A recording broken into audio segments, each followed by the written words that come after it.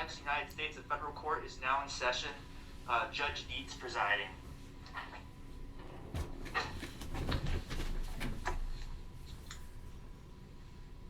Please be seated. Thank you.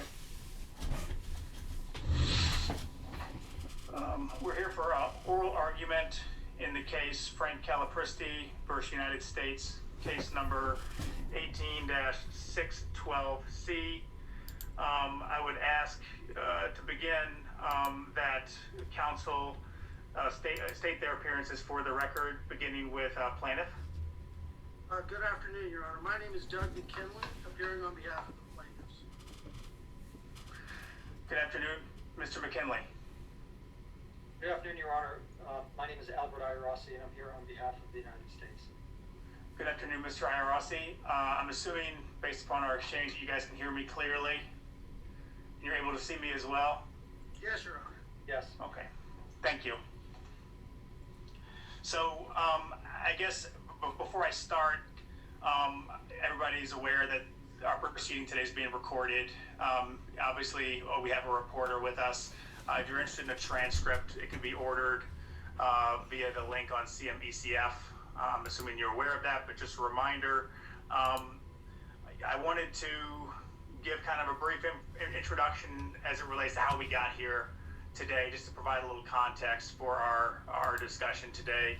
Kind of the timeline of events leading up to this oral argument today. The Turpin case was affirmed by the Federal Circuit in January 2019.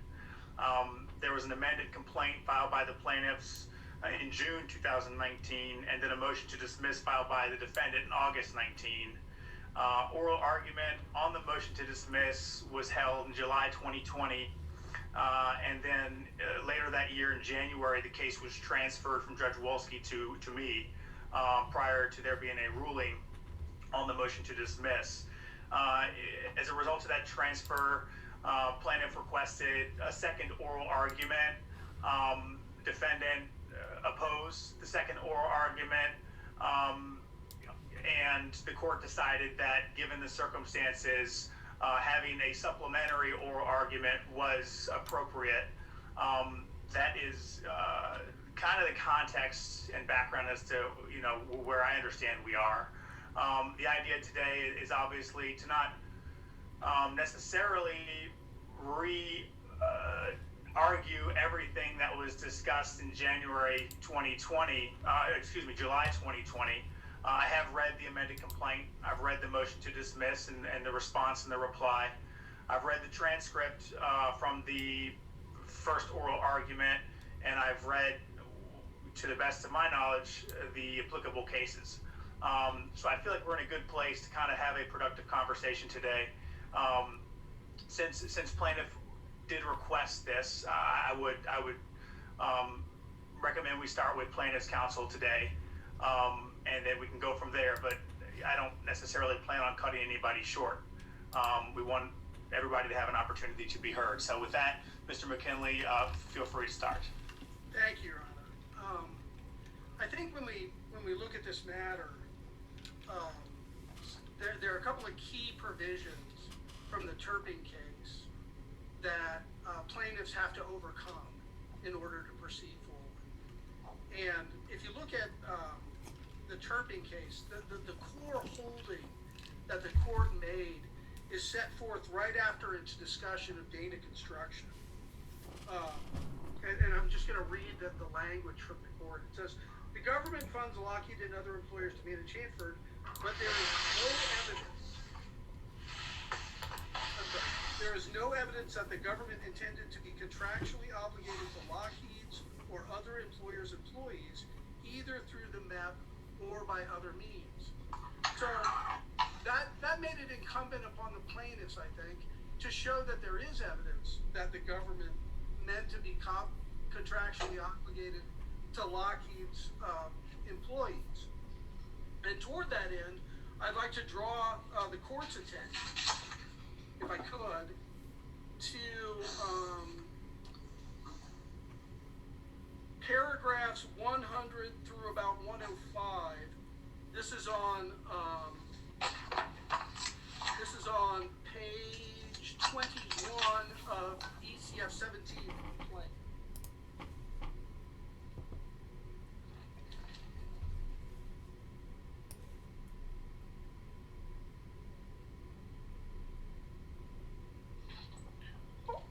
What paragraph number?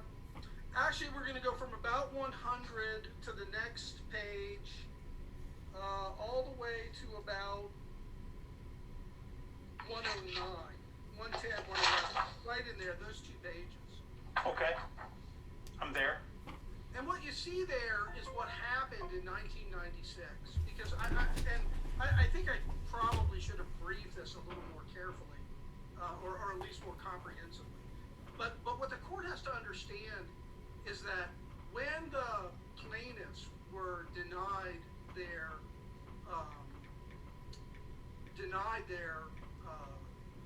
all of their years of service in 1996, when the contract change occurred, the Department of Energy put in place this high five benefit, and that has existed, to this day. And when the Department of Energy put in place the high five benefit, the Department of Energy began paying into the MEP monies to fund it.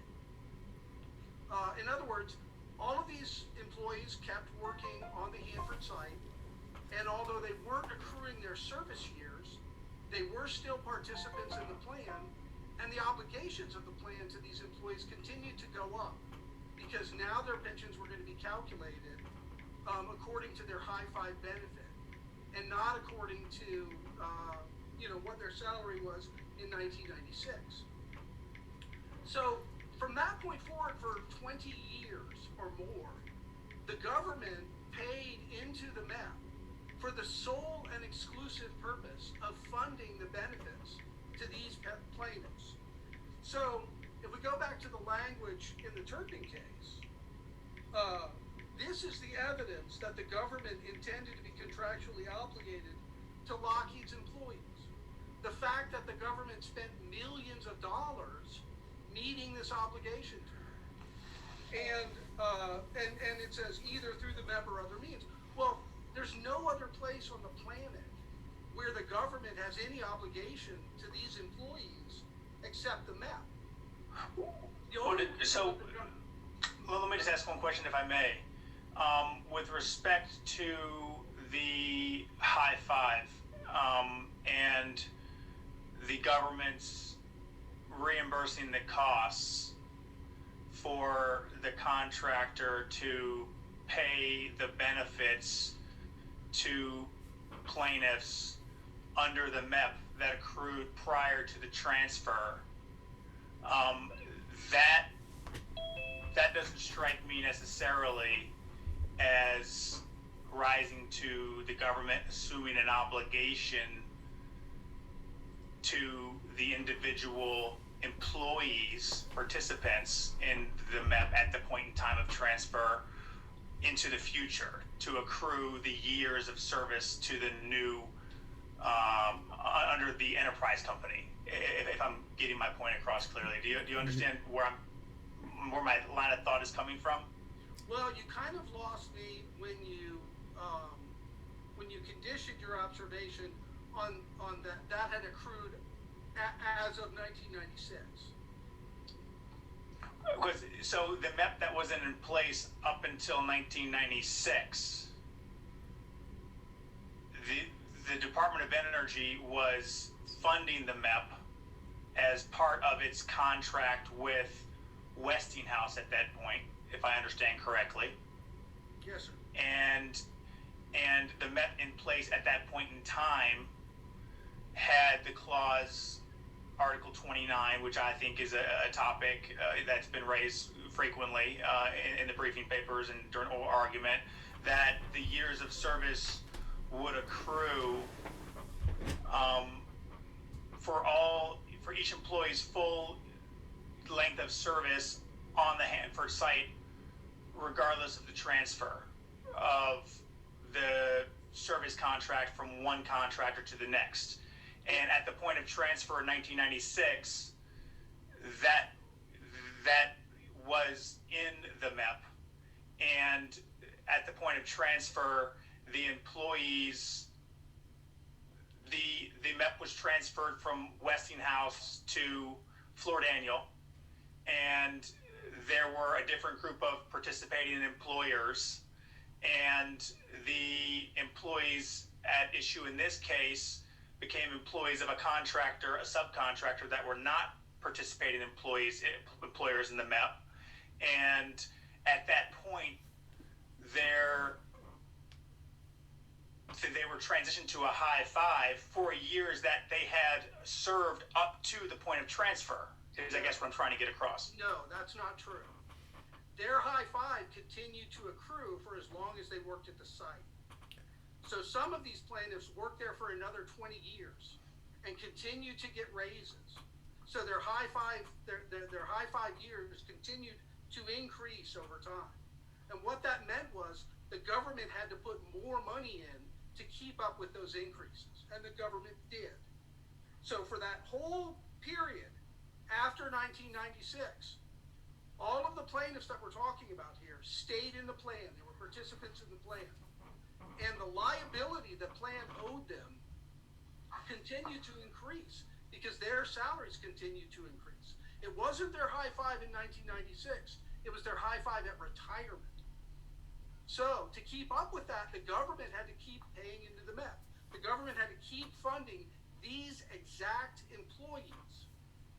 So my point is that if you look at Turping, where it says there's no evidence that the government intended to be contractually obligated to Lockheed's employees, yeah, there is. There's huge evidence that they intended to be contractually obligated to Lockheed's employees. And that evidence is that they continued to pay millions of dollars into the MEP for the obligation that only existed in the MEP.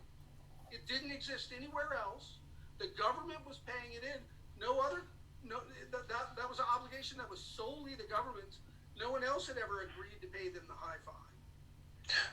And the government continued to pay that in for 20 years. So I think we meet that threshold question in spades. So the question is that did the government evidence an intention to be contractually bound? The question is, did the government have the right to change its obligation? Because, before 1996, the government was obligated to continue to pay them their service years at retirement. And then in 1996, what the government did was they said, okay, we're not going to pay your service years at retirement, but we are going to pay you your high five, right? So the issue isn't, was there an implied contract with the government? The government's own conduct in paying into the MEP over all those years demonstrates to me conclusively that there was such an obligation. The question was, does the government have the right to change that obligation? Well, so is there an answer to that question? I mean, does the government have the right to change the terms of their contract with the prime contractor and remove the contractual requirement between the government and the prime contractor that the prime contractor administer a pension program for their employees? Yes. I mean, I think, go ahead. I think the answer is they repudiated their obligation. I mean, if the government's obligation not to discontinue the plaintiff's accrual of their service years at a contract changeover, if the government then at contract changeover, because that's the only time that provision matters. Well, but I guess to the provision. So I kind of obviously came in January and read the history of the case, and so the changeover. So I think where we're trying to end up, and I don't want to lose sight of the ball, which is the idea that you need to demonstrate. You're trying to demonstrate that an implied fact contract does exist, and obviously there's precedent there. There's precedent that is directly relevant to this case, which, from a trial court's perspective, obviously I have to adhere to. I look at Article 29, for instance, and I kind of read it from my perspective, and it didn't strike me as a contractual commitment on behalf of the government to continue to fund the MEP after transfer of the management contract and transfer of the MEP to a new contractor. I mean, that clause in and of itself, the only sentence states that a termination for transfer means a termination from one contractor on the Hanford Reservation to another contractor, which is determined to be in the best interest of the government. I read that to mean that, of course, the government is going to make a determination as to whether or not they're comfortable with the condition, or the capability of a new contractor to take over the entire management of the Hanford site, which includes the administration of a pension program for contractor employees who work at the Hanford site. I read that, I think, differently than was discussed in the prior oral argument. It's hard for me to read that sentence the way it's written and say that that it's a contractual requirement that the government enforce on subsequent contractors that flows to the individual employees of those contractors. And maybe I lost my train of thought there towards the end, but speak to me about Article 29, because I just don't feel like it's as clear of a contractual commitment as I think some of your briefing papers have stated. Your Honor, I would say that the same criticism could be applied to the high five benefit.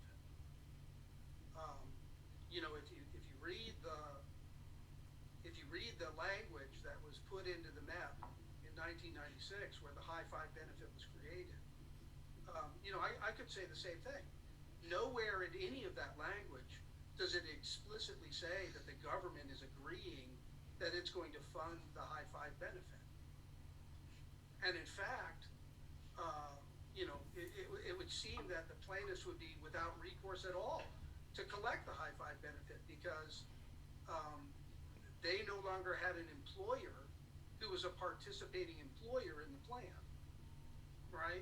So every criticism you can level at the obligations under Article 29, you can also level at the obligations under the high five benefit. And yet, even though there's no explicit language, the government continued to fund the high five benefit for decades. So, why did the government do that? There's only two, possibilities.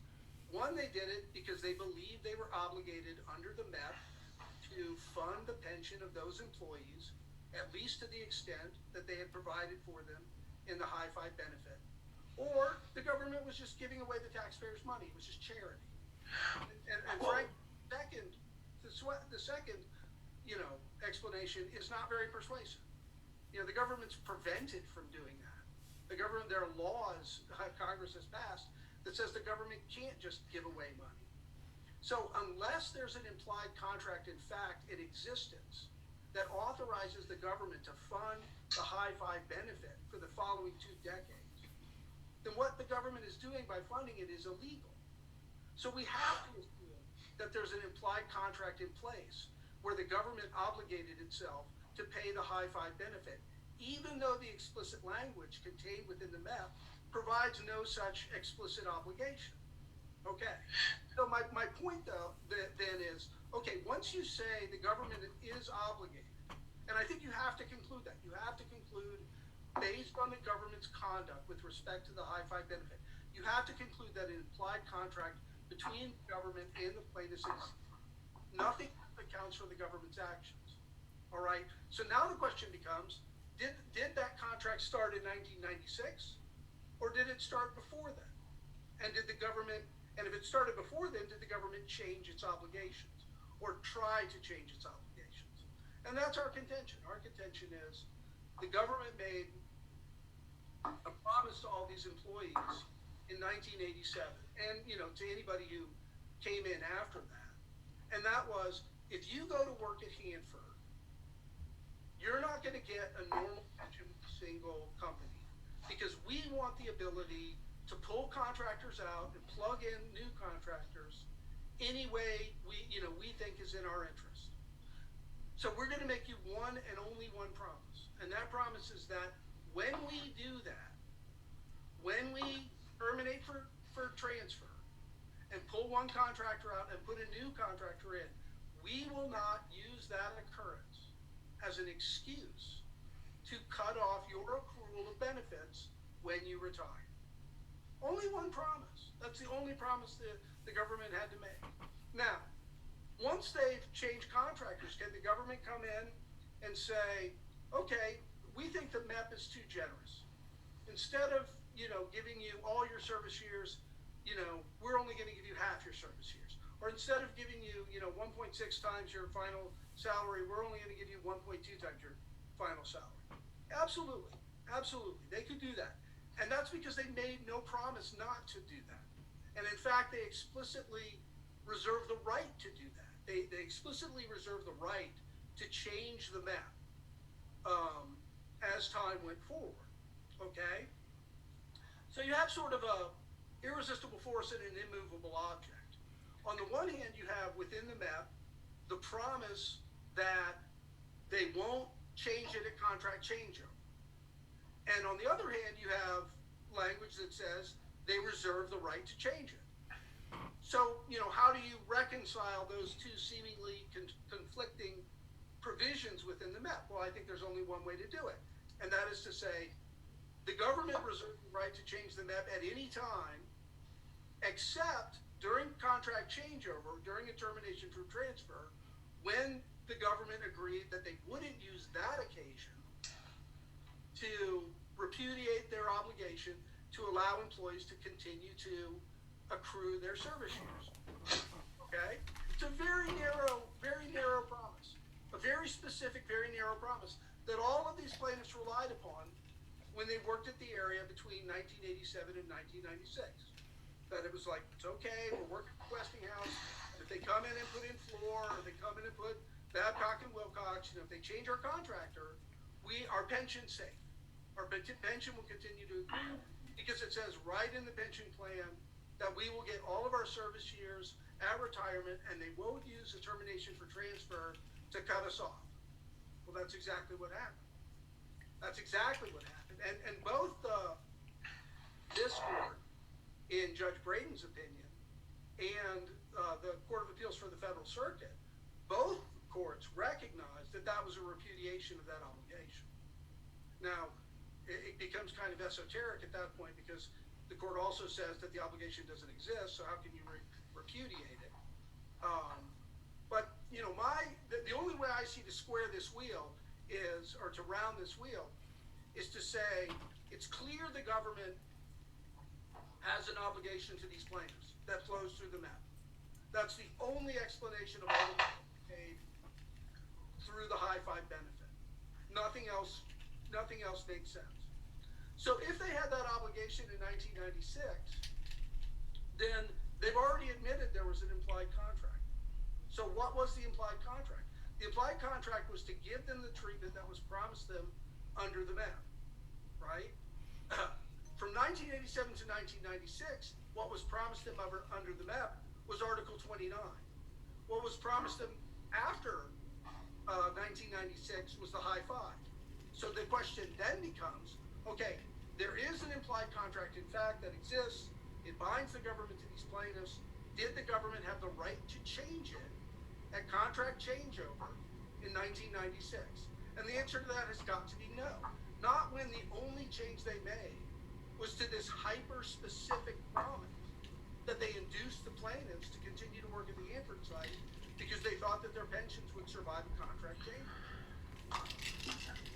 Okay, so and obviously, I want to give you your time, and obviously, I want to hear Mr. Iorossi and his kind of response at the appropriate time. I think one of the missing links that I see that has been evident throughout the proceedings and the briefing is kind of the connection, the idea that there's a prime contractor in the middle, and the idea of where was contractual privity created between the government and individual employees of a subcontractor to the contractor, to the prime contractor, and I think and I think that really is the holding from the Turpin case that was affirmed is that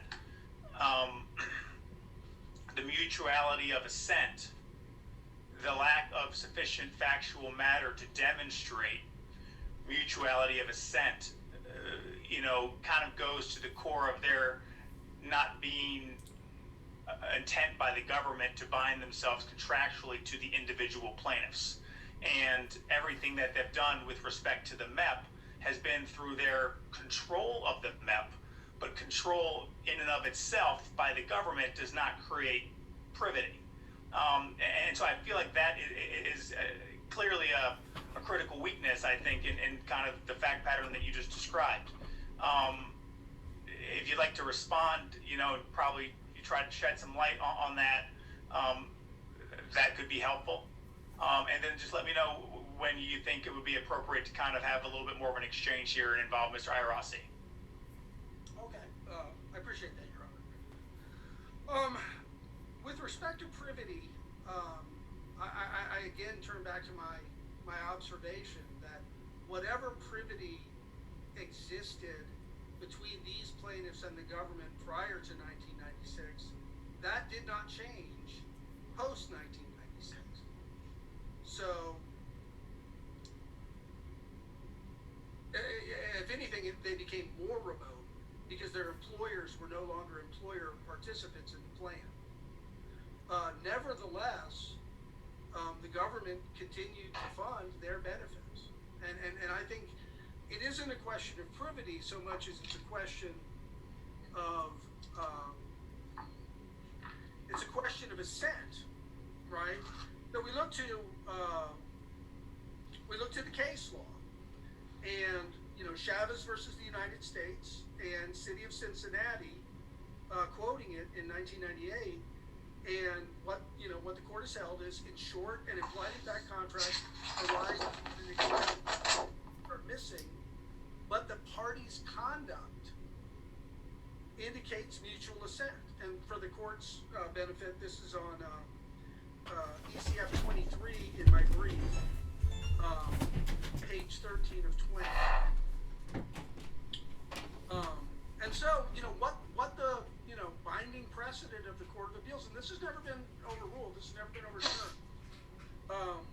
And I think it was true at the time that the Tucker Act was put in place. I think it's a fair and faithful reading of the law of implied contracts at the time the Tucker Act was passed, is that the party's conduct indicating mutual assent basically trumps everything.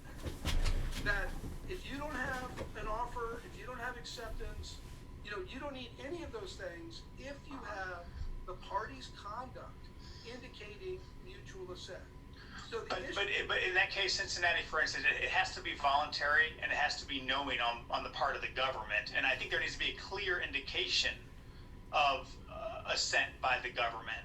And that, I think, is in the four elements that have been added to the amended complaint, the four additional factual elements. We're talking about the sworn statement, the government press releases, the policies and procedures that kind of manage or govern pension programs that are funded by the government, and then the transfer agreement. I don't know if any of those four elements necessarily demonstrate a voluntary and knowing assent on behalf of the government to be obligated to these individual plaintiffs. Clearly, the government has an interest in these types of circumstances, a policy interest, it seems, to have a pension program for employees of contractors that work on these types of facilities for the government and have long-term implications, like long-term with respect to these contracts last a long time, and it's envisioned they transfer from one contractor to the next over the course of time, and all the duties, obligations, and liabilities kind of get assigned from one to the next. And the government sets forth requirements, sometimes policy requirements, to ensure that the contractors are meeting those policy requirements. And I feel like in doing so, I think the takeaway from the Turpin rulings for me and the City of Cincinnati, which I read as well, was that it needs to be voluntary and knowing. It can't just happen by actions or by conduct. It needs to be voluntary and knowing. What would you point to that would demonstrate such like a voluntary and knowing assent on behalf of the government to these individual plaintiffs? Well, there is only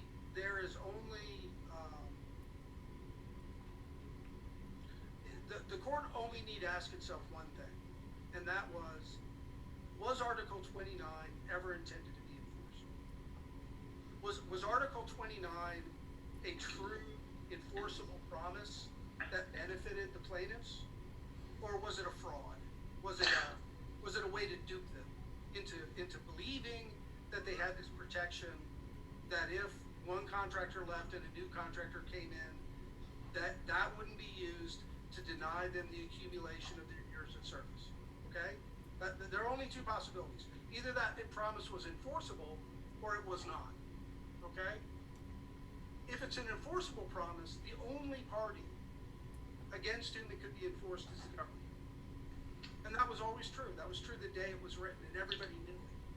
Because it could never be enforced against the departing contractor, because the departing contractor didn't promise, can't make promises about what their new deal is going to say.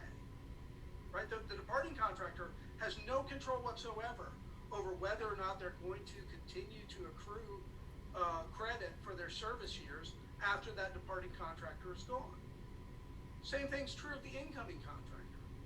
The incoming contractor doesn't control whether or not the employees are going to continue to accrue their service years. The only entity that can control that, the only entity that could actually effectuate Article 29 and make it a real promise is the government. Because the government is the only entity that's going to decide at contract changeover, at termination for transfer, who is going to continue to accrue their service years. Okay? You are aware that the Federal Circuit touched on that point in their footnote with respect to the idea that only the government can enforce Article 29. So let's get to that. Let me find my notes. Okay. In footnote 2, Turbing versus the United States, there are 2 points that the court makes. First, that Westinghouse Hanford Company asked the government's agent in drafting Article 29 of the MEP, which provided for Hanford workers to receive benefits relative to their total years of service. Appellants do not plead sufficient plausible facts to support this agency argument. Okay, so what do you have to do to show agency? It's really not that hard. You have to show that there's a principal and there's an agent, and the agent is acting with the express authority of the principal. And if you do that, then the principal is bound by the acts of the agent. Okay, well, we put in the declaration of Ernie Vodney, who was directed by a DOE contracting officer to create the MEP. Clearly the government is, in this case, the Department of Energy is the principal. Mr. Vodney is an agent acting on behalf of the government, doing what he's clearly authorized to do, what the government's telling him to do, is create the MEP. And so Mr. Vodney did so. And then, further, when the MEP was put in place, the government put it in place. The government made it a requirement of the incoming contract in 1987 with Westinghouse Hanford Company. Okay, so we believe we've shored up the agency discrepancy there. And I think a lot of that was driven by the lower court's opinion, where Judge Braden had ruled that the MEP was drafted by Westinghouse Hanford, and therefore it wasn't the government's, plan at all. And that's just, completely wrong. It was clearly the government's plan. The MEP was, something the government wanted. The government told its contractors to create it, and the government put it in place in 1987 when they gave Westinghouse the contract. That's clear as a bell. So we think we've met the pleading deficiency that was identified in the footnote. We think that Ernie Vodney's declaration clearly shows that the contractors were acting as agents on behalf of the government as their principal when the MEP was created and put in place. The second part of the footnote says, likewise, appellants cannot support their broad allegation that only the government, a non-party to the MEP, had the authority to enforce Article 20 and compel subcontractors to remain in the MEP. Okay, well, this is belied by the fact that that's exactly what the government did. And the government made no secret about it. If we look at the press release, I would direct the court to page 76 of PCF 76.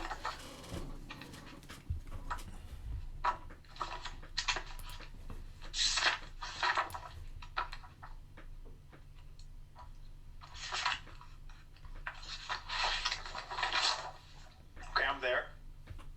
Okay, so the government, the Department of Energy, this is October 11th, right over contract changeover. The government's putting out a press release. And they say,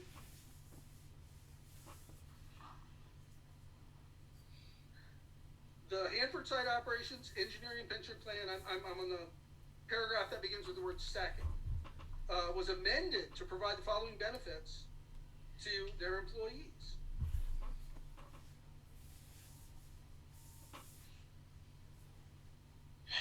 So I saw these press releases. So I guess with respect to the footnote, and in a second here, Mr. McKinley, maybe we'll give Mr. Iarossi a chance to kind of, share his thoughts, and we'll kind of have a little bit of an exchange.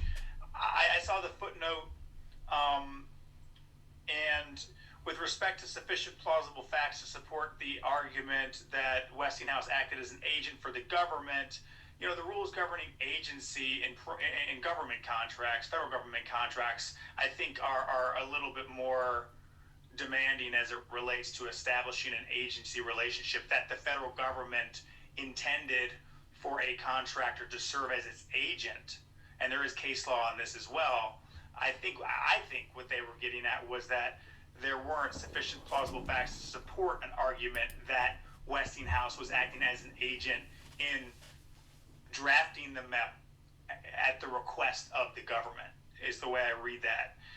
And then as it relates to the next piece, that the plaintiff cannot support their broad allegation that only the government, a non-party to the MEP, had the authority to enforce Article 29 and compel subcontractors to remain.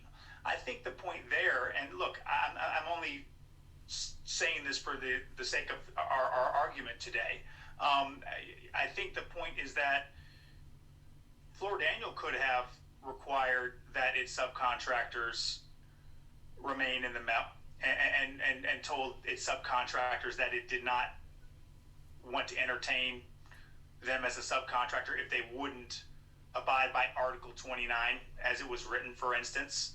And I guess participating employees could have conceivably attempted to enforce Article 29 against parties that were participating employers at any given point in time. So I feel like, and the DOE news releases, it's an interesting thing because I think it kind of creates a little ambiguity. But at the same time, from my perspective, I think the news releases, the way I read them, were DOE advertising to personnel who work on the Hanford site what it was doing with the contract and the solicitation requirements, for instance, to require that the prime contractors who operate these facilities provide certain benefits to applicable employees of those contractors. And they were kind of pushing their requirements, their specifications, their policy desires onto the contractor as part of the solicitation. How about you have a chance to respond, and then we'll jump to Mr. Iarossi, if that's okay. Okay. I think you're correct, Your Honor. I think that in the DOE press release, the government was saying, this is what we're doing. But it wasn't as a part of the solicitation. This is October 11th, 1995. This is post-award. This is the government saying, this is what we're going to do in the new contract that had been signed off on and was a done deal. It wasn't, we're going to change our solicitation requirements. We're going to change, how we want you to bid the job. This was, we've given the job to Fluor, and we, the government, to change the map in the following ways, right? It was an announcement of what they were going to do. I think you're correct about that. And that's where I think we do support that the government was the only party who had the power to do that. And you know, Your Honor, you commented that Fluor could come in and say, well, you know, DOE, we're going to have our subcontractors continue to participate in the map whether you like it or not. And that's just not realistic. The government would say, okay, fine, but we're not going to pay you for that, right? You can take that out of your own pocket. Everything that's happening out of the Hanford side is in the cleanup for all these contractors is ultimately being paid by the government. It's all either an allowed cost or it's not an allowed cost. And the government is the sole entity that decides whether something is an allowed cost or not. So, you know, the idea that the contractors could bully the government into enforcing Article 29, I don't think that's, you know, within the realm of rational plausibility. But you know, we don't need to argue about that because it certainly wasn't something that happened. Do you think there are other parties? So I mean, you're saying the government's the only party that can enforce Article 29 that's because of the and compel the subcontractors to the prime to remain in the MEP, because obviously the subcontractor in this particular case, it's the employees, decided not to be a participating employer. And obviously that was probably done with the involvement of the prime contractor, Fluor Daniel, and it probably was done with involvement of the government as the customer in this case. And the government's always going to determine what it wants and what it doesn't want. I mean, that goes without saying. And I'm not suggesting that the prime can bully the government into changing its requirements, but the prime can absolutely negotiate with the government and try to demonstrate to the government why its requirements should be revised to meet certain, you know, objectives. And so, you know, in doing so, the government isn't necessarily assenting to be bound contractually to employees of contractors. But if you don't mind, let's just jump to Mr. Iarossi here on this point, and we'll kind of have some replies as well. Thank you, Your Honor. I think to begin with, I think Your Honor understands that the court is not writing on a blank slate here. The Turping decision addresses virtually everything the court has talked about here. To begin with, your colloquy with Mr. McKinley started off by him explaining what happened with these high five benefits. Those allegations were in the Turping complaint. The Federal Circuit had the benefit of those allegations. The much larger problem with his argument today has been that he started with a completely incorrect premise. He said the question isn't whether the government has an obligation, it's whether it had the right to change the obligation. And the question isn't whether there was mutual assent to contract, but whether they could change that contractual obligation. That is 100% wrong. The Federal Circuit got it right. Judge Braden got it right. The issue, and even in his case, his Cincinnati case, which you just talked about, it lists the 4 requirements for an implied contract, one of which is mutual intent to contract. So the question is, the court has to find that the government intended to contract, not in October of 1996, but in 1987. Those are the complaints allegations that the government entered into an implied contract back when the MEPP was created. And that implied contract carried forward, and the government repudiated, breached, however you want to describe it, that contract in 1996. So ironically, the press release that you were just looking at here is dated 5 days after the government allegedly repudiated the contract. So the notion that it sort of shows that the government is wanting to contract with employees of an enterprise company makes no sense. The court has it right that it has to go back and look to what the obligations are under an implied contract. The plaintiffs cannot argue that Article 29 is the contract because it's a written instrument. If the MEPP documents or Article 29 is the contract, then they're out of court because that's an express contract. The Bank of Guam Federal Circuit case that we cite in our brief shows explicitly that if there's an express contract, you can't have an implied contract. So one thing that I would encourage the court to do is go back and look at the first transcript before Judge Wolski at pages 37 to 40, where Judge Wolski asked Mr. McKinley repeatedly, 4 times, what is the government's obligation? What are the terms of this contract? He was never able to give a straight answer. The reality is that it's undefinable. He's described it various times as they're suggesting that it's Article 29, various times it's enforcing Article 29. But as Your Honor noted, Article 29 deals with how to calculate the years of service for a pension participant. And it says if you're terminated for transfer, the years are going to count from when you first started to when you stop working. Article 29 doesn't say anything about a government obligation. It doesn't say anything about DOE or the government compelling some subcontractor to remain in the MEPP. What it does is it's an arithmetic formula for saying here's how many years are going to count in your pension benefit calculation. And this is the problem that the plaintiffs have confronted since the first case, is that they are unable to define what the precise terms of this contract are. Without the precise terms, there's no possible way for the court to determine that there was an intent, certainly not a clear, specific intent to contract on behalf of the government.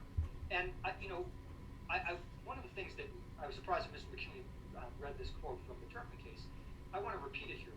The Federal Circuit said, quote, the government funds Lockheed and other employers to manage Hampton, but there is, quote, no evidence that the government intended to be contractually obligated to Lockheed's or other employers' employees, either through the MEP or by other means. So now, when we have the second case with Mr. Calabresi, there are these 4 other sets of facts that they claim distinguish the Turpin case from this one. That's what the court order said for this second oral argument. Let's focus on what the additional material, the delta in information that was added to Mr. Calabresi's complaint, that shows, that takes them from a situation where the Federal Circuit described there being no evidence of an intent to contract to actually have an intent to contract. As we showed in our brief, the Vodney Declaration was set forth in the Calabresi complaint to show control. Control of the Westinghouse Hanford Corporation by the Department of Energy. The problem that the plaintiffs have is that the Court of Appeals for the Federal Circuit specifically considered that information. The quote from that case, from the Turpin case, is, quote, the degree of government involvement in the project does not create privity between the government and a subcontractor so as to allow suit against the government. That was at page 1066 of the Turpin decision. Your Honor is probably aware, a lot of agency case law from the Federal Circuit, like Johnson Controls or National Leased Housing Association, that shows that the standard for having an agent act on behalf of the government is not the same, it's much higher. Judge Wolski, at the first oral argument, specifically acknowledged the same principle. At page 35 of this transcript, he recognized that even if DOE's own lawyers drafted the MEPP and told the general contractor to put those contract terms in all of its contracts, it doesn't mean that the government was intending to specifically be bound to in contract with the employees. So the Vodney Declaration doesn't add anything to the Turpin complaint because the Federal Circuit has already examined that. The same is true for the press releases. We talked about how it comes 10 years after the implied contract was apparently entered into. In the first argument, Mr. McKinley said, look, we didn't put these press releases in to show assent. We put them in to show control. Except, again, the Federal Circuit specifically considered the enormous amount of control that DOE allegedly had according to Mr. Turpin. And he said, the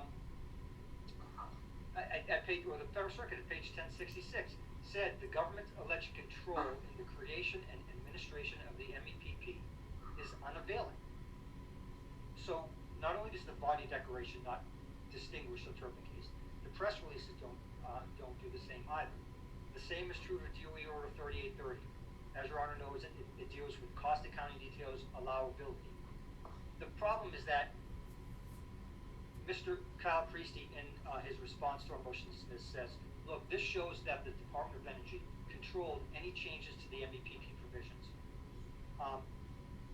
But the Turpin decision, again, acknowledged these issues. The Federal Circuit said, quote, "The plan administrator may not amend the MEPP without prior DOE approval and may not take any action that has a financial impact on the MEPP without prior written approval of the Department of Energy." So, when Mr. Calapristi incorrectly claims that that policy and procedure document shows that government had control over changes in pension plan provisions, even if it's true, the allegation is immaterial because it's duplicative. The Federal Circuit was aware of that allegation in Turpin.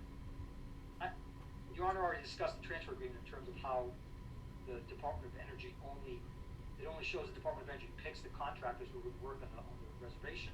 So what we're left here with is, has the additional information that's been provided in the distinguished it in a material way from the Federal Circuit's binding precedential opinion in Turpin?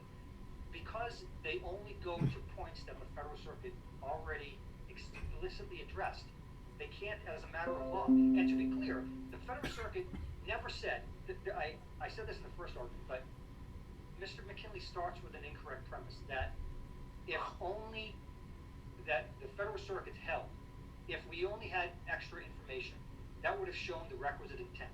Footnote number 2 does not mention intent. It doesn't say, had the plaintiff shown these additional details, you would have won, and the outcome would have been different. It just disposes of 2 additional arguments that Mr. Turpin made. So, even if the court were inclined to believe that misreading of footnote 2, all of the new information don't address those deficiencies. I've gone on for a little bit now. You may have specific questions, but those are the general guidelines of why, even in this new situation with these new facts, it doesn't change the Federal Circuit's rationale. Oh, I apologize. One more thing, if I can add. Repeatedly, the plaintiffs have alleged that the only entity that can make sure that the plaintiffs get the full pension benefits is the United States government. And Judge Wolski picked up on this as well. That's not true, because the plan itself could have paid out the benefits according to the years on the reservation. And Judge Wolski, at page 66 of the first transcript, said, "Why didn't you sue the plan administrator?" And Mr. McKinley said, "Because we would have lost." I mean, the reality is that they said we sued the plan administrator in this Calapristi case. The plan administrator is not a defendant.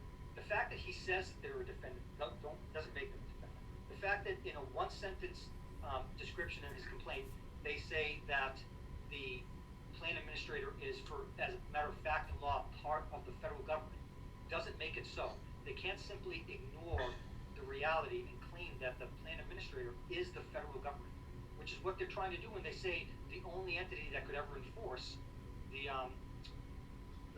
Article 29 is the federal government, because it's not true, because the plan administrator could have paid these plaintiffs the way they said, and they could have sued them and said, "You should have paid me the way I was entitled to pursuant to the memo," but they never did that. I appreciate it. I think obviously we have the Turpin ruling that's been affirmed, and the objective of today really was to dig in and try to understand what additional facts distinguish this immediate case from the Turpin ruling. And obviously I want to consider all sides of the argument, and I feel like I've done so over the course of the past month in reviewing the materials and hearing the arguments today. I think the press releases are something that kind of create some ambiguity in a sense, but the question is not so much, can we piece together a bunch of materials that to me, is it sufficient factual evidence to get past a 12B6 motion to dismiss? Is it plausible that the government intended to enter into a contract with the individual employees of the subcontractor in this case? Is a question that needs to be supported by sufficient evidence. And I just wonder if these 4 things, and maybe we're back to you, Mr. McKinley, to kind of explain how these 4 items, in addition to the initial complaint, truly distinguish this immediate case from the facts that were analyzed and used to decide the Turpin case. Because, you understand, of course, that I'm bound by precedent, and, we're here today to try to distinguish this case and understand if there are distinguishing factors. But ultimately, I'm going to be bound by precedent. So I do want to make sure you have the opportunity to be heard. But I have some of the same struggles that I feel like the Turpin court did. So, with that, I guess I'll let you reply. Well, thank you, Your Honor. Just sort of as a preliminary matter, I believe Mr. Iarossi is freed of the case law, where he's asserting that if an express contract exists, there can be no implied contract. I believe that's only correct if you're talking about a contract between the same parties. Can we all agree, though, that the MEP is not a contract it's not an express contract between the government and the individual plaintiffs in this case? I mean, if anything, you're trying to use it as evidence of an implied contract, a piece of evidence, but the idea that it could be an express contract, whether it's relevant to your case, I don't know. It strikes me as maybe it's not relevant to the case because the case is an implied contract, in fact, and that's a piece of evidence, but it's not an express contract, right? I agree. It's not an express contract between the government and the plaintiffs. I do believe that Article 29 provides the requisite clarity and certainty of terms. But, what I would like to ask the government, or what I would like the court to ask the government, is two things. First, when the government created Article 29, did it intend that when they did a termination for transfer, that it wouldn't be the case that what happened here would happen? That it wouldn't be the case that, as what happened in 1996, the government wouldn't terminate one contractor, bring in another contractor, and then in the same change say the employees of the new contractor or subcontractor are no longer going to accrue their service years. Did the government intend for Article 29 to have meaning or not? And the second question I would hope that the court would ask the government is, other than the MEP, what possible explanation is there for the government funding the high-five benefit for the last 2 decades? And if the government is not bound to fund the MEP for these exact plaintiffs under the high-five benefit, why has it done so? I don't think the government can answer either of those questions satisfactorily. If the government says that Article 29 could never be enforced by anyone, then the government's admitting that it was a fraudulent promise that was put in all these people's pensions plans from the get-go. And Mr. Iarossi, the government argues that my clients could sue the MEP, they could sue the plan administrator for their benefits. Well, the plan administrator is bound by what the government pushed into the MEP in 1996. They have obligations under ERISA. They can't just decide to change the rules. They cannot do what the government did in 1996. They're governed by federal law. For them to say, oh, well, we're just going to pay what, the original Article 29, the original Article 29 obligations said to these plaintiffs and ignore what the government did with the high-five benefit, then everybody else in the plan gets to countersue because that's their pension benefit they're messing with. The only way that it works is if the government's funding it, right? Those are the actuarial requirements. So you don't need, the fact that there is an express contract, if we're going to call the MEP an express contract, between, the only people who sign it are contractors, right? So if it's an express contract, it's an express contract between contractors. My clients didn't sign it, just like the government did it. If that does not preclude there from being an implied contract, and the provisions of the MAP forming a part of that implied contract under the case, because it's different parties.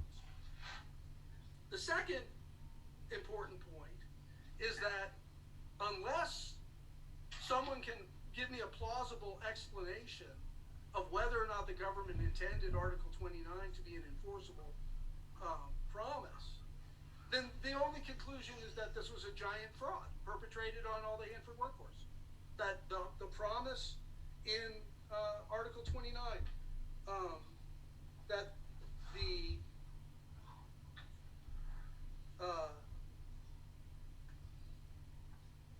participant hereunder shall be entitled to credit eligibility under benefit service under Article 3, vested service under Article 6, to such a degree as shall be determined by the plan administrator in order to assure the participant receives the benefit at normal retirement date, which is reflected of his years of service on the Hanford Reservation. Is that a sham? If it is, if the government gets to create that obligation, put it into its contracts, and then the very first time that it does a termination for transfer, the government gets to say, hey, well, we're not bound by that, and neither is anyone else, and we're just going to change it, and there's nothing you can do about it, then say so. If that's the law, that's the law. I can live with the law. But I don't think anybody really wants to say that. I don't think Mr. Iorossi really wants to tell the court that that promise was never binding on the government, because if it wasn't binding on the government, who else is it binding on? Who is supposed to fulfill those shalls in that clause? Who is supposed to make sure that that happens? Certainly not the plan administrator, because the plan administrator was basically big-footed by DOE. When DOE came in and said, nope, you're not going to do that, you're going to do this high five thing. And DOE, they didn't hide the fact that they'd done that. They put out a press release advertising the fact that they had done that. And if the government wants to say the government gets to do that that's allowable, and the court wants to say that, yep, that they get to do that, then I suppose we're going to have to live with that. But I don't think anybody wants to admit that those are the facts. And those are the facts. If this court writes an opinion and says we're granting the government's 12b6 motion, there's no implied in fact contract, or however you want to rule against us, that's fine. But don't deny the facts. Don't deny that the government created the map. And even with the more stringent agency relationship, it was clearly performed by a valid agent of the government, acting on behalf of the government, doing exactly what the government wanted. This was not created by Westinghouse. This was created by DOE. The government created this obligation. The government then either allowed or deliberately didn't fulfill this obligation. And then for the 2 decades that followed, the government made it crystal clear to everybody involved that the government had an obligation under the map to these exact plaintiffs, because it kept paying into the map to fund their high five. And if those facts are at least admitted in the opinion, then I suppose I can live with any legal ruling the court wants to fashion that says, nevertheless, you're not entitled to recover against the federal government. What's frustrating me, honestly, is that every court that looks at this seems to invent facts because they don't want to admit the real facts. Judge Braden said, well, it wasn't the government who drafted the map, it was Westinghouse Hanford, and that's just not true. It was the DOE who created the map. It wasn't Westinghouse Hanford. Westinghouse Hanford can't create a site-wide pension plan that applies to contractors that it has no contractual agreement. How can Westinghouse do that? They don't have the power or authority to do that. They never would have the power or authority to do that. Only the government ever could have put the map in place. So the government formed it. That's crystal clear. Article 29 makes an express promise It says, this shall happen. You shall not lose your vesting benefits for your years of service due to a termination of transfer. And that's exactly what occurred. There was a termination and transfer, and right when it happened, my client stopped accruing their years of service benefits. So just admit that that happened. Admit that that happened.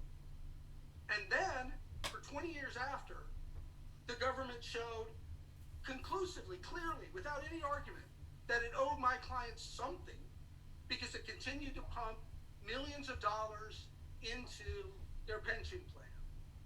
And the only plausible document anywhere on the planet that created that obligation for the government to do that for those 20 years was the MEP itself and the high-fi benefit that the government itself made a part of the MEP.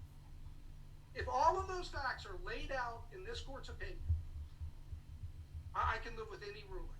What I really don't want to see happen is is for this court to ignore those facts, because those are the facts. They're laid out in the complaint in lurid detail. It's almost like a summary judgment motion. I've never seen a complaint where I have to put sworn declarations and exhibits. Well, so let me just jump in there. So you understand, of course, at the 12B6 stage, all the factual allegations are going to be viewed in plaintiff's favor. So whatever facts the court uses to base its decision at the motion to dismiss phase would be the facts generally that are in your complaint. So the idea that the court hasn't based its decision on facts, I don't think necessarily has much merit. I think that you apply the precedent to the facts, and as you said, you have to live with the outcome of applying the law to the facts. So with respect to the facts, I think at this stage you're going to get the benefit of the doubt with respect to the facts. I guess I'll allow Mr. Iorossi to respond because there were several points, and I'll allow the government to respond to the questions and otherwise to Mr. McKinley's statements. Thank you, Your Honor. I think a couple of things here. First, Mr. McKinley, I think, misstates the obligation or the promise that's allegedly embedded in Article 29. So, as I mentioned before, Article 29 talks about how they're going to calculate It's not true. the years of service on No. Hanford Reservation for pension benefit purposes. Remember, I brought up the express versus implied contract issue here because he can't say that Article 29 is a contract. Remember, the complaint is that there is an implied contract. There was never any written agreement. There was never anything else where the terms are set forth. And when the plaintiffs are obligated to describe what are the obligations, what is the thing that the government had to do, you can't say it's Article 29 because if it's in a written contract, then that Bank of Guam case would apply. So the obligations have to be implied by some sort of actions, and those actions have to have taken place back in 1987, not in 1996 when the transfer occurred. I think the most natural reading of this Article 29 is that if you're an employee in 1988 and keep working until the transfer, if you go to work for another contractor who's participating in the plan, that contractor can't say, hey, look, I got onto Hanford in 1996. I'm only paying you benefits starting from 1996. What the article says is that, we will count all of that. It won't be that no matter, even if the employer doesn't participate in the pension plan, you still get the benefit of that. If the employee goes to work for Dunkin' Donuts on the reservation, he doesn't say, I want my pension benefit for working at Dunkin' Donuts, even though they didn't participate in the retirement plan. And to show you why their theory of an implied contract makes no sense, Mr. McKinley repeated at this argument what he said in the first argument, which is that the government or the plan could well have cut off the pension benefits entirely at any point, the day before the transfer or the day after. In the first argument, he said a year later, if the government wanted to say, you know what, this pension is too expensive, we're going to just stop and cut off all accretion or accumulation of your benefits, they can do that. But the implied contract, the implied agreement, and the implied obligation that the government had was only on the very moment of transfer that they wouldn't do that. That makes no sense. Yeah, it does. There's this obligation on the government that is now going to make them liable for $100 million in pension benefits. that had they done the exact same thing 24 hours earlier, before the transfer, they would not have incurred it. Had they had done it after the transfer, they would not have incurred it. But because there's an implied agreement to do so according to, I guess the highlights, not actually Article 29, the words in that clause, but the intent or the spirit of Article 29, the government has to pay benefits for life. And to sort of piggyback on that a little bit, in this case, you had some small subset of employees who worked for enterprise companies, who are the plaintiffs here, who say that they are owed pension benefits from 1996 until they retired in 2014, 2016. If you flip that scenario a little bit, so that almost everyone was kicked out, or not kicked out, almost everyone went to work for enterprise companies, and there was only a handful of employees who remained with Flora Daniel Hanford, and who remained as part, they continue to accumulate benefits according to the years in the service. According to the plaintiffs, the government would be on the hook for everyone's pension benefits for all time, because if they were moved to the enterprise companies at the moment of transfer, the government breached this implied obligation and now has to pay for pension benefits for every employee who is not going into Flora Daniel Hanford. The notion that there would be a setup like that, where there's no pension benefits, that the only federal pension benefits or pension that exists is done by statute. The notion that the Department of Energy would be on the hook for all of these pension benefits for life, for only one day, just as a matter of common sense, makes no sense. Setting aside all the technical details that are required by the Federal Circuit's opinions, their theory of the case would impose liability for all of those other people, but yet wouldn't impose it had the government done the exact same thing a week earlier or a week later. That can't possibly be right. And so, Mr. McKinley, I guess, what do you say with respect to the idea that, the MEP remained in place as it applies to participating employers and their employees, and it remained in place as a requirement under the prime contract for the prime contractor to kind of implement as it relates to the subcontractors who participated in the MEP. But the fact that the plaintiff's employer in this case did not participate in the MEP, then that is the reason, not so much the government breaching some alleged implied, in fact, contract obligation. Well, that would render the promise of Article 29 meaningless. But let me address.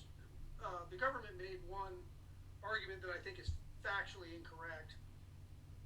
The government said that the vast majority were enterprise employees, and that the opposite is true. The vast majority of people who were in the plan, I think it was, and some of my clients who are on the line with us could tell you the exact number.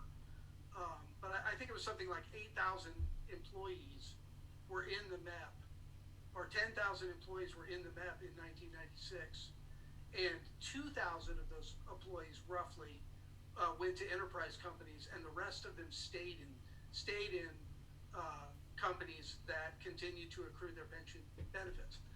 All of them stayed in the plan, right? Let's be clear. All of them stayed in the MEP. All of them continued to be participants in the MEP. It's just that MEP became kind of a two-tiered deal. Whereas if you weren't in an enterprise company, you kept accruing your service years. But if you were in an enterprise company, you stopped accruing your service years, and instead you got the high five, right? So that change happened. It happened to a minority of the MEP's participants in 1996. Now, Mr. Iorossi is correct. You can change your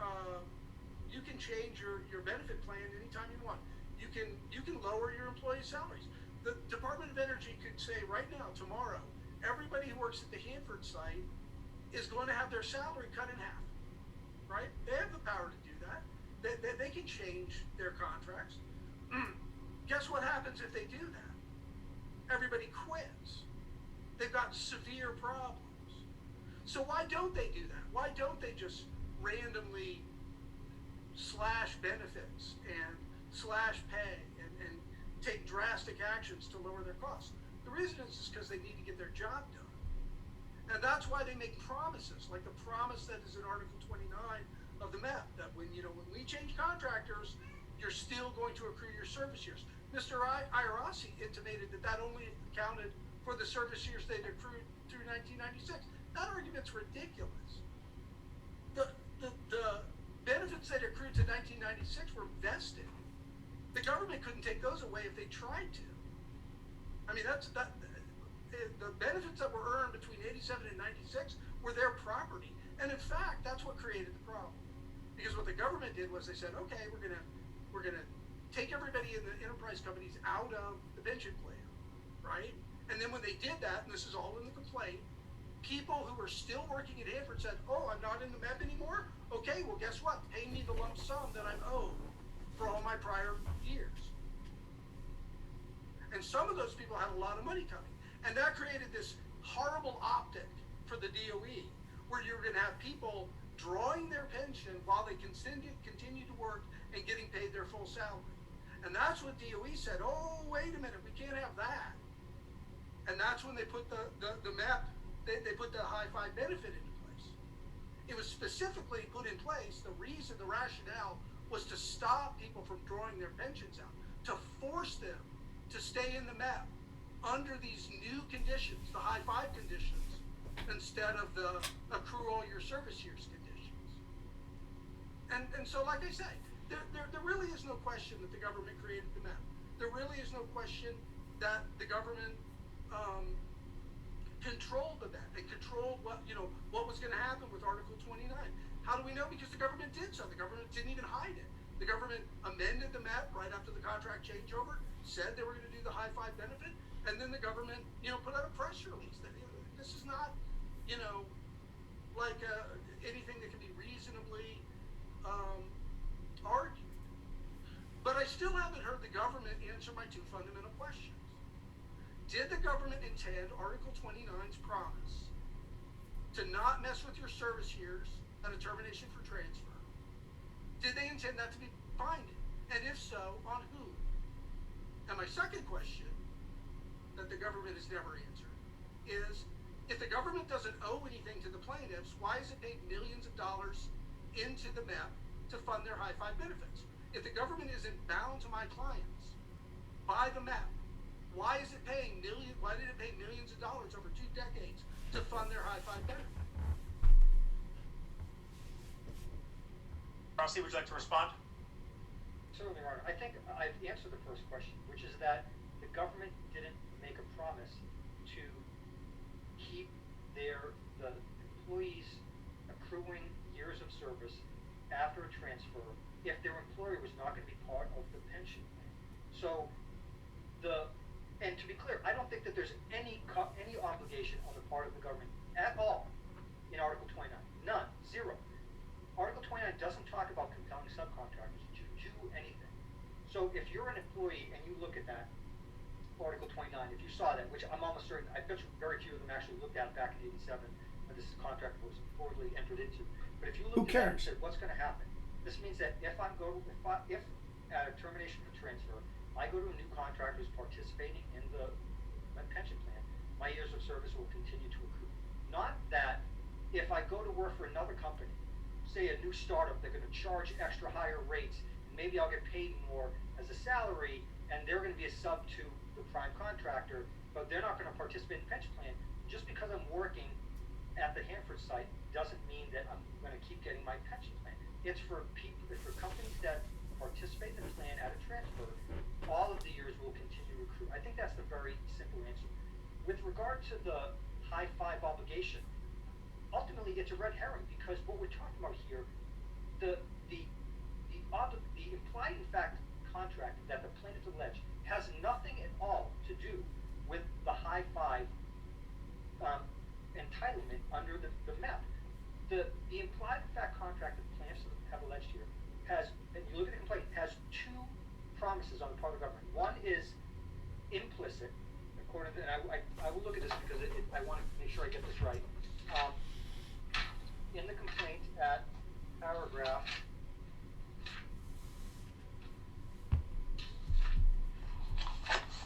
With all due respect, the question isn't what's in the complaint. The question is, why have they paid money for 2 decades? Well, we'll let him respond, Mr. McKinley. I think he's attempting to respond to the questions. Sure. The response. This is in paragraph 57 of the complaint, at page 12, and it says the MEPP paragraph 56 says the MEPP included at least one implied obligation and at least one explicit obligation that could only ever be fulfilled by the government, according to the plaintiffs. The implied obligation was to keep paying the Hanford contractors so they could fund the pension plan. Now, this is the implied contract that they're alleging as their case here. The explicit obligation is in paragraph 60, which is to ensure that if the government decided to change contractors, the government contracting officers would draft all new contracts with the new contractors to ensure that a participant in the MEPP will continue to accrue credit for their years of service. That's the contract that is at issue in this case. It's not the high five. Why the government decided to fund pension benefits that include the high five, I couldn't tell you. We haven't gotten into discovery. I don't know the details. But the reality Go to is that discovery. funding, whether or not it's true or whether or not it happens, I'll take Mr. McKinley's word, is irrelevant because the obligations that he is asserting, that his client is asserting, the government has undertaken here, is the implied one at paragraph 57 and the explicit one in paragraph 60. None of those relate at all to the high five benefits. So the straightforward answer is I don't know why they do that. I haven't looked into it. I don't have the documents or the details. But it's irrelevant to this case. Thank you, Mr. Iarossi. Yeah, so I think, I'm trying to find a place where, we can keep going back and forth. I don't know.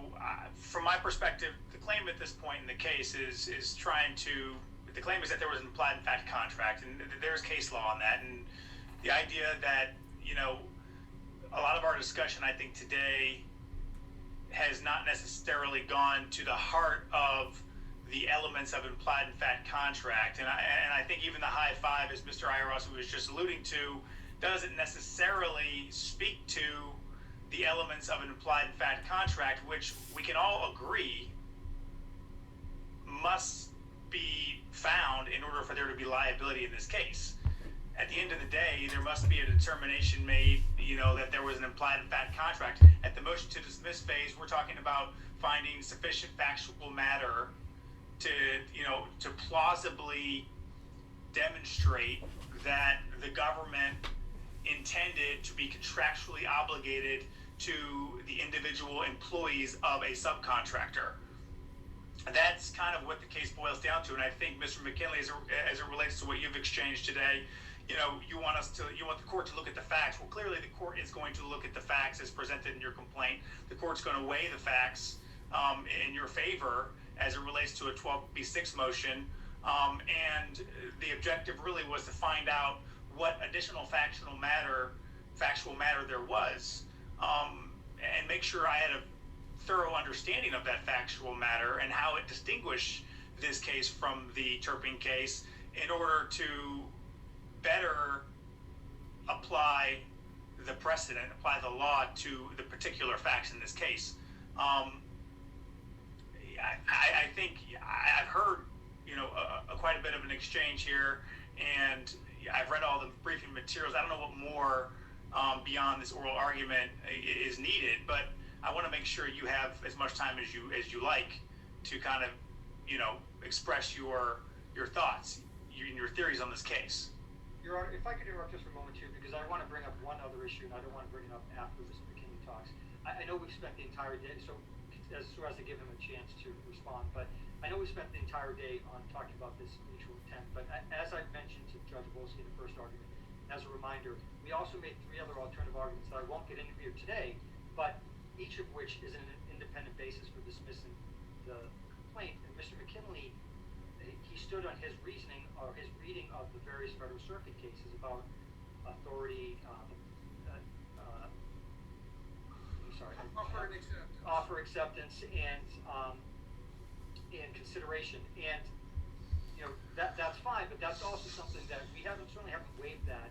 And if the court looks at the Federal Circuit cases that we cited and agrees with Mr. McKinley, then you can dispose of that easily. But that is still included in the case, even though the courts haven't had to reach that in the past. So I just want to bring that up Mr. McKinney actually responded. Thank you. Okay, Mr. I'll move through these issues very quickly in reverse order. I don't think it's true that we've waived our arguments about other contractual issues. The complaint itself is part of the record before the court, so is the oral argument. The complaint itself clearly sets forth facts that constitute an offer, constitute an acceptance, and constitute consideration. And we show the facts that support each of those elements. Mr. Iorossi is correct, though. I do not believe under applicable Supreme Court guidance, as well as CFC's guidance, that all of those elements are necessary under certain circumstances. And those certain circumstances are specifically where the government shows its assent. Okay? And so that brings us to the second point. The second point is Mr. Iorossi would have the court believe that the government simultaneously owes nothing to my clients, never intended to provide them with any benefits under the map, and there was no obligations whatsoever between the two parties. At the same time, he wants you to ignore that the government did exactly that the government paid millions of dollars into their pension plan for the high five benefit beginning in 1996, the exact moment that they did not give them their service years under Article 29. And to say that that's not relevant, I think strains credulity. It's incredibly relevant. It shows specifically that the government considered itself as having an obligation to my clients. The question is not, did the government have an obligation? The government clearly shows that it did. The question is, was the government allowed to change what that obligation was? And that brings us to the explicit language in Article 29. And Mr. Iorossi reads Article 29 as saying that 29 only promises you that you're going to continue to accrue your service years if your new employer is a participating employer. Well, read the article. It says nothing of the sort. Article 29 does not for a moment say you only get the promise of Article 29 if your new employer falls into a certain category. What Article 29 says is if you continue to work on the Hanford site, period. That's the only qualification. And there's no argument that my clients continue to work on the Hanford site. That's it. My clients would be claiming a pension if they'd gone to work for another employer that wasn't doing DOE's work on the Hanford site, but they were. And that's what the promise addressed. And that's the final point I want to make, Your Honor. No, I appreciate that. And as I noted, I mean, I will look at the facts as presented in the complaint, and the prior transcript from the oral argument with Judge Wolski, obviously will consider the arguments made today, as well as the applicable precedents, as it relates to creation of an implied contract in fact. So, I appreciate your time, both of you today, and I look forward to putting together an opinion and having it to you as quickly as possible. I know that there's obviously a bunch of cases were reassigned to me recently, and I'm working through them as quickly as possible, and I look forward to getting an opinion to you as quickly as possible. Your Honor, I appreciate your time today, and I appreciate your diligence, and I can only imagine what it's like to have that whole load of cases dumped in your lap. But welcome to the federal bench, Your Honor. Well, thank you so much. I appreciate it. It's nice to meet you both via Zoom. And I think that concludes our session today. Thank you, Your Honor. Thanks for your time. Thank you, Your Honor. I have a few spelling questions for the parties before you hang up. Let me just stop my recording real quick because I don't need that on the transcript. Okay, I think I have 4 spelling questions.